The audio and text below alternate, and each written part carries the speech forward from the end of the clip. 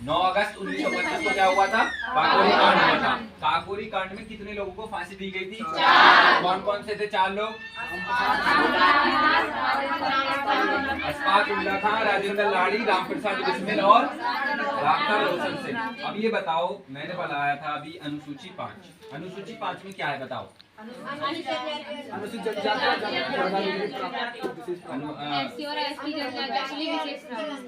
SC और ST के लिए विशेष प्रावधान दिए गए हैं। और अनुसूची 7 में किसके बारे में? लिस्ट के बारे में प्रावधान है। लिस्ट में क्या क्या बताया गया? लिस्ट में बताओ। 3 प्रकार की लिस्ट होगी भारतीय संविधान में। संघ सूची होगी, राज्य सूची होगी और संवर्ती सूची होगी। संघ सूची पे कानून कौन बनाती है? केंद्र सरकार बनाती है। और राज्य सूची में कानून कौन बनाती है? संवर्ती सूची पे कानून कौन बनाती है? संघ सूची में कितने विषय हैं? संघ सूची में वर्तमान में 100 विषय हैं, पहले 57। अब बताओ जो राज्य सूची है, राज्य सूची में कितने विषय हैं? पहले कितने थे? अब बताओ वर्तमान में संवर्ती सूची का जो प्रावधान है वो किस संविधान से लिया गया? प्रस्तावना की भाषा किस संविधान से ली गई है? प्रस्तावना की भाषा किस संविधान के कॉन्स्टिट्यूशन से ली गई है? ऑस्ट्रेलिया। लैंग्वेज ऑस्ट्रेलिया से लिया। बताओ आयरलैंड के संविधान से कौन सा मतलब स्रोत लिया गया? भारतीय नीति निर्देशक तत्व। और बताओ तुम, अभी मैंने पूछा था जो भारत के संविधान में, मूल संविधान में कितनी भाषाएं थी? 14। मूल संविधान में कितनी भाषाएं थी? 14। और भारत के संविधान में इंग्लिश किसकी भाषा नहीं थी? संविधान की भाषा नहीं। भारत में सबसे ज्यादा बोली जाने वाली भाषा कौन सी है? हिंदी। दूसरी कौन सी है? कहाँ की लैंग्वेज है? पश्चिम बंगाल की। अब ये बताओ 15वीं भाषा के रूप में किसको जोड़ा गया था?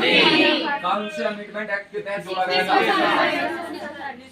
21वां संविधान संशोधन 1960। अब बताओ 15वीं भाषा होगी। 16वीं भाषा के रूप में किन 3 भाषाओं को जोड़ा गया था? 16, 17, 18वीं भाषा।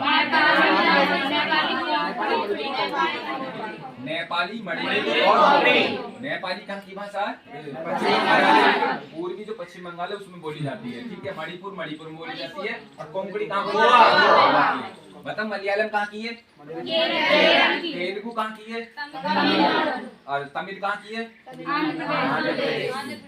मराठी कहाँ की है? और बताओ तुम, जो मैथिली कहाँ की है? बिहार की है मैथिली। डोगरी कहाँ की? डोगरी।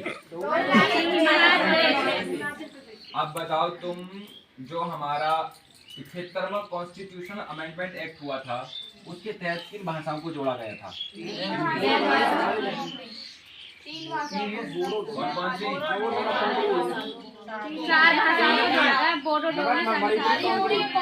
नेपाली, मणिपुर और कोंकणी। हमारा 92वां संविधान संशोधन। 92वां संविधान संशोधन कब हुआ था ये बताओ।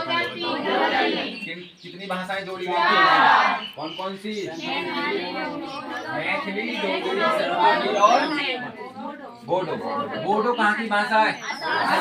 असम की भाषा। अब ये बताओ तुम, मैंने कल पढ़ाया था तुम्हें इल्तुतमिश के बाद, कब? इल्तुतमिश के बाद गद्दी पर कौन बैठा थोड़े टाइम के लिए? उनका बेटा कौन? आराम शाह। आराम शाह का जो गद्दी नशीन जो था वो किसको पसंद नहीं आया था? इल्तुतमिश को। इल्तुतमिश गद्दी पर कब से कब तक रहा था? 1211 से 1236 तक। इल्बरी तुर्क किसे कहा जाता था? गुलामों का गुलाम किसे कहा जाता था? इल्तुतमिश को। और बताओ ये भारत में मकबरा शैली का जनक, जो मकबरा शैली होती है एक तरीके से इस तरह की होती है, ठीक है, इस तरीके से भारत में मकबरा शैली का जनक किसे कहा जाता है?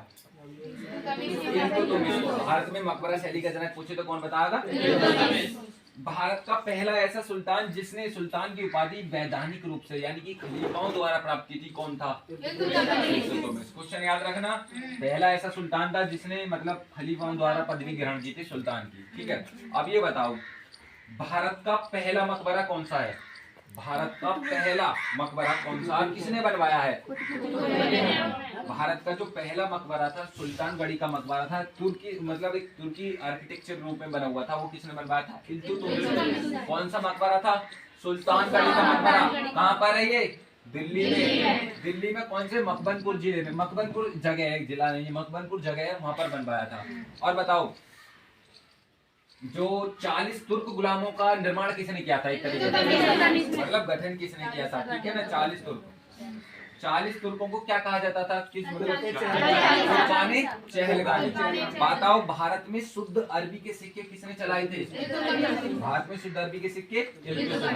भारत में चांदी का टका किसने चलाया था, तांबे का जीतल किसने चलाया था, इल्तुतमिश ने। और बताओ, और इसके बारे में मैं पूछूं तुमसे, और ये बताइए तुम, भारत में क्या नाम है, इसकी मृत्यु कब हुई थी इल्तुतमिश की, 1236 में। इल्तुतमिश के बाद कौन बना था, कौन बना था, बहराम शाह बना था। बहराम शाह के बाद बनी थी कौन, क्योंकि जो दिल्ली की जो जनता थी उसका साथ पाया उसने, किसने, रजिया सुल्तान ने, और उसको गद्दी से हटाकर खुद गद्दी पर बैठ गई थी। और ये बताओ तुम मुझे, मैंने अभी पूछा था तुमसे, थोड़ा सा और कहां से डिस्कशन करें, चलो ये बताओ, ऐबक हो गया, ऐबक से मैंने कल रिवीजन करवाया था ऐबक के बारे में, ठीक है ना। बताओ जो तराइन का तृतीय युद्ध किस किस के बीच हुआ था, 1215 में हुआ था। किस किस के बीच हुआ था तराइन का तृतीय युद्ध, और यलदौज के बीच, और बाद में लाहौर पर आक्रमण करके किसको जीत लिया था, कुबाचा को हरा दिया था, ठीक है ना, कुबाचा को भी हराया था। तराइन का प्रथम युद्ध किस किस के बीच हुआ था, कब हुआ था, पहले बता जोर से। 1191 में तराइन का प्रथम युद्ध हुआ। द्वितीय युद्ध कब हुआ था, 1192 में हुआ था। पहला युद्ध पृथ्वीराज चौहान और मोहम्मद गौरी के बीच में हुआ, इसमें गौरी की हार